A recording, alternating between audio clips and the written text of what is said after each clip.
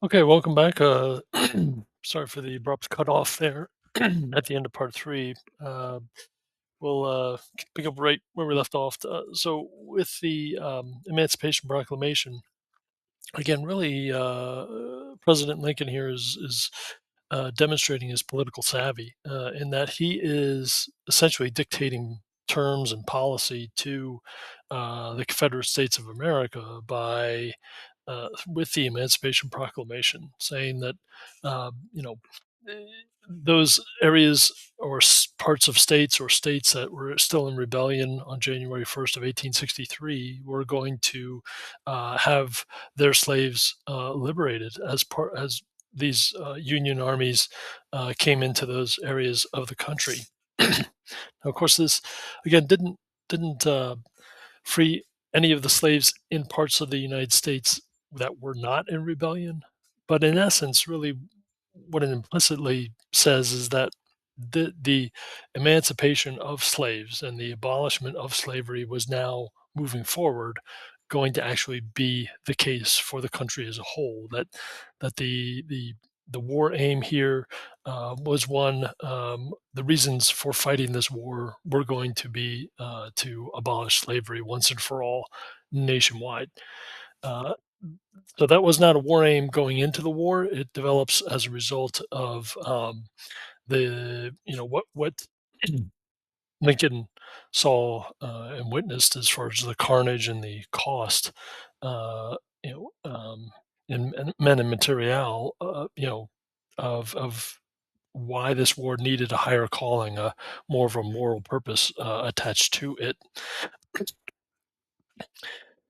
The second major turning point of the Civil War is that of the Battle of Gettysburg in 1863, the kind of second major attempt of Lee's Confederate Army to invade the North. They made it into the countryside of the South Central Pennsylvania. There, the Union Army confronted Lee and his army and managed to defeat it thoroughly. Um, and as a result, this was really a military turning point with regard to this American Civil War. This was a defeat that the Confederates could not afford. Um, and so, as a result, Lee was forced to retreat once again to the safety of Virginia. And from that point on, in essence, the Confederate forces, the Confederate cause was one in that was slowly unraveling. The war ends in 1865, which ushers in the period of Reconstruction from 1865 to 1877.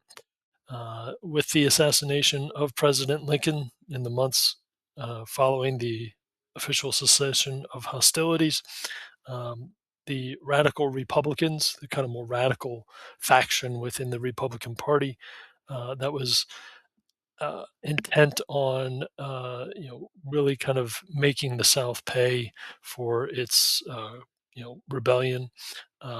They begin to set the agenda for post-war America more broadly. So Lincoln himself was more of a moderate compared to his radical faction. He was kind of more conciliatory towards the South and the process of readmitting those southern states that had rebelled against the United States. Radical Republicans instituted a more ardent, stringent kind of threshold as far as what the terms of re-entering the Union would look like.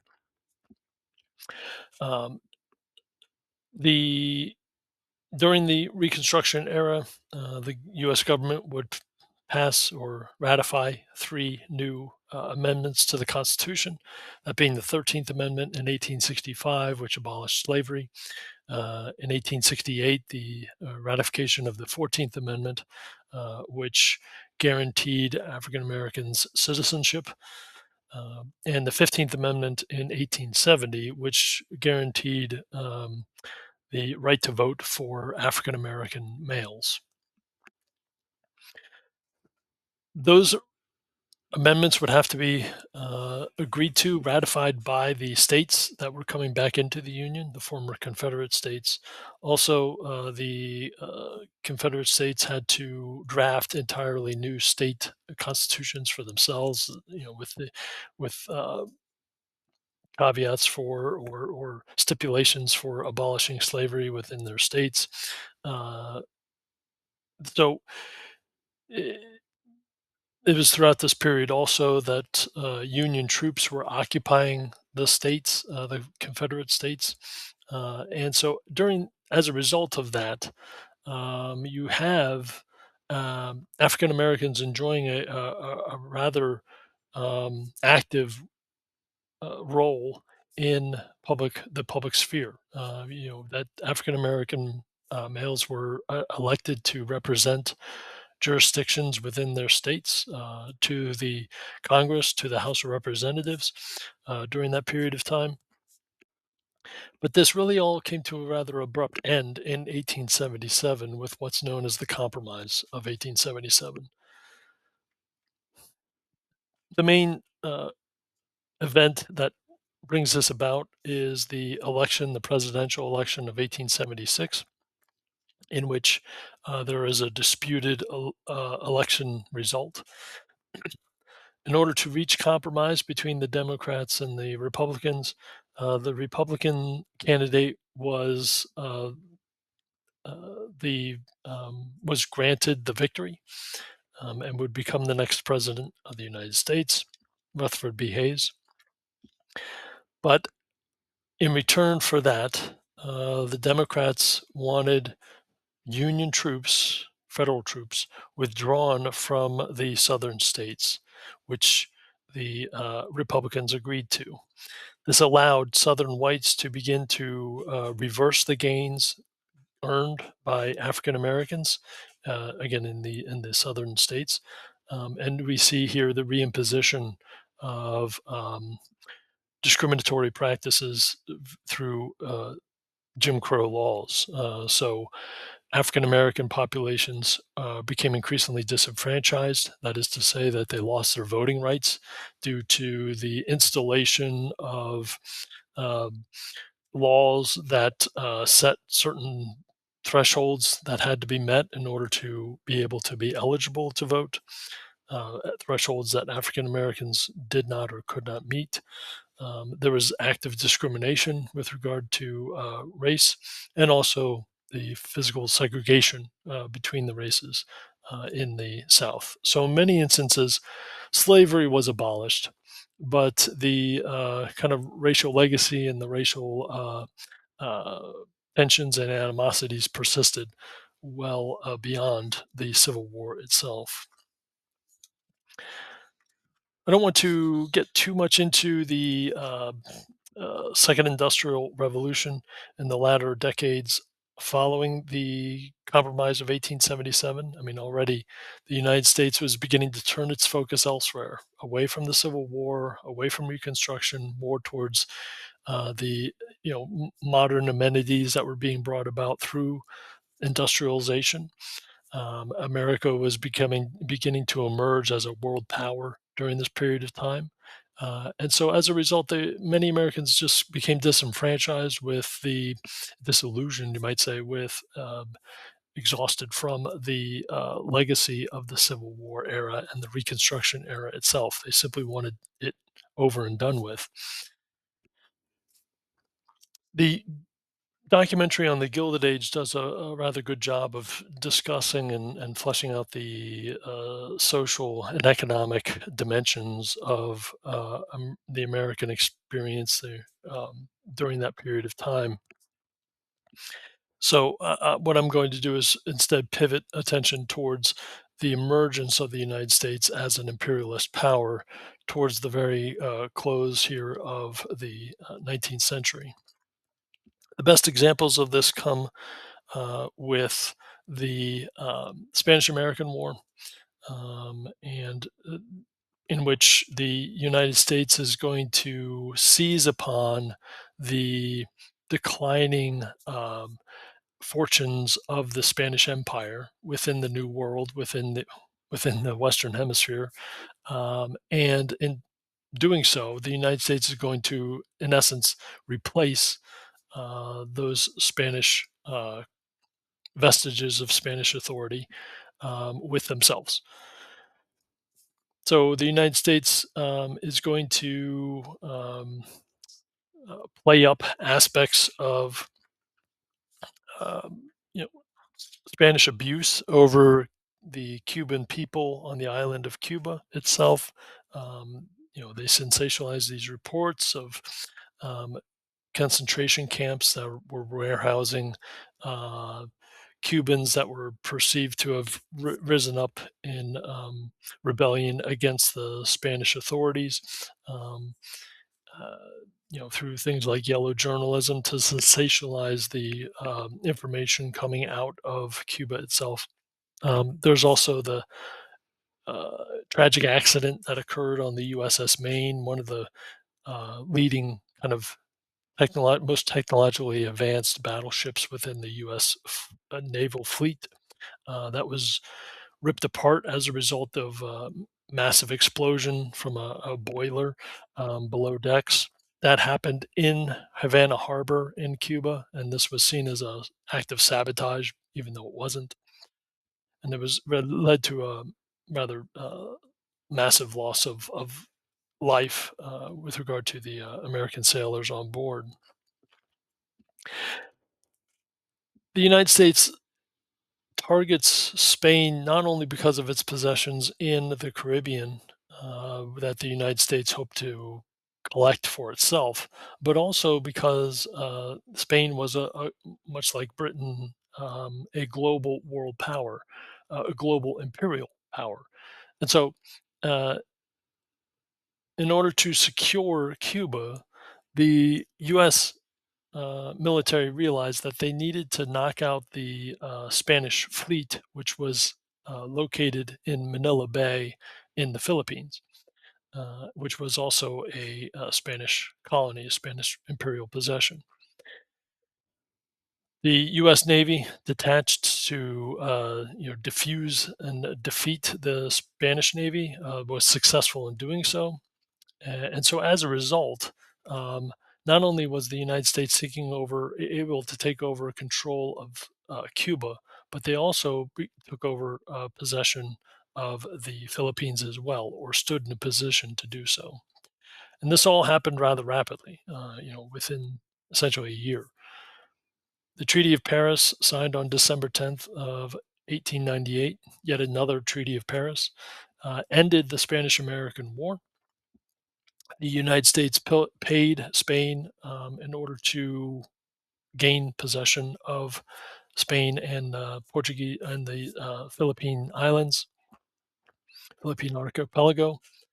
Um, the United States was also going to go on and take control of other possessions in the Pacific, including the Hawaiian Islands. That was not a Spanish possession, but nonetheless, the United States was going to kind of create a series of daisy chained islands across the Pacific to act as refueling stations for their naval fleet to make sure of a secure route and passage for their navy to traverse the Pacific.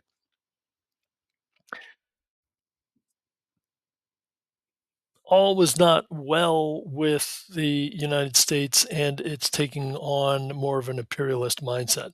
And this was both domestic within the United States, but also internationally with regard to those populations that were now under the um, control of U.S. forces. Within the United States, there was a pretty active debate with regard to whether the United States should become an imperial power. That in many cases, a large segment of the US and the people located therein believed that the imperialism was the antithesis of American identity, that the United States was itself born out of and established its own independence against an imperialist power, perceived imperialist power like Great Britain back in the 18th century.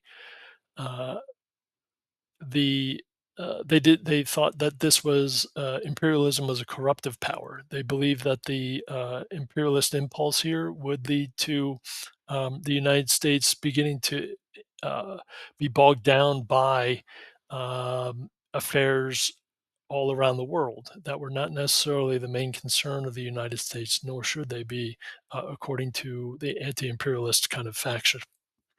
They thought that imperialism was an old world, a European characteristic, and should not be, a part of an American identity. Conversely, American imperialists believe that if America did not engage in acquiring territory around the world for itself, then this would threaten the very safety and security of the United States, because so many other powers were becoming world powers because of the very imperialist kind of strategies that they were pursuing. And so, if America didn't want to be left behind, they themselves had to begin to project themselves on the international stage and do so in an imperialist manner. So this debate was very animated. It was very intense. It gets into aspects of uh, persistent kind of conversation with regard to American involvement abroad. How involved should the United States be? Should it be kind of an America first internal, well removed from the international stage, or should America instead engage with the rest of the world and be an active member, if not the preeminent leader of um, world affairs? We'll get more into that as we turn attention, of course, to World War One and World War II. For now, though, the United States really began to take over direct control of administering to the affairs of Cuba and the Philippines, which led to the Platt Amendment, which said that the United States would be allowed to intervene in Cuban affairs whenever it pleased. Um, and also in the Philippine American War, simply because America now was the leading imperial power in the Philippines. The Filipinos people themselves took up arms against the United States, which resulted in this war lasting about 3 years or so, in which the United States had to take increasingly punitive measures in order to break the will, the resistant um, backing and resolve of the Filipino rebels.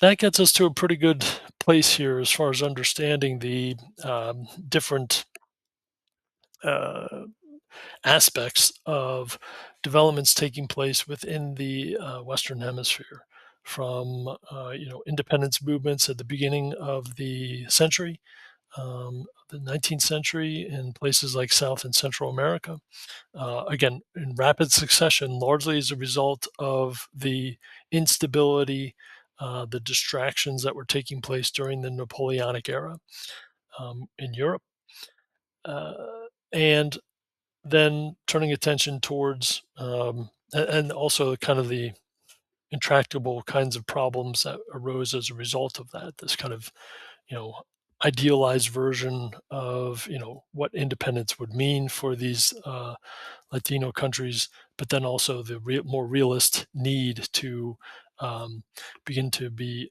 supportive of more autocratic voices and uh, executions of power in order to see to more immediate needs. In the United States, of course, we see the same kind of development taking place over the century. I mean, going from uh, agricultural kind of tepid origins to a world power by the close of the 19th century, and all that that would bring about as far as not only benefits for the United States but also responsibilities as well. That the United States would then, from that really point onward, would have to deal with as far as the positive and negative aspects of that legacy. All right. So, like I said, this gets us to the end of part four. Um, Again, next lecture we'll turn attention towards the 20th century and all the developments entailed therein. I'll see you then.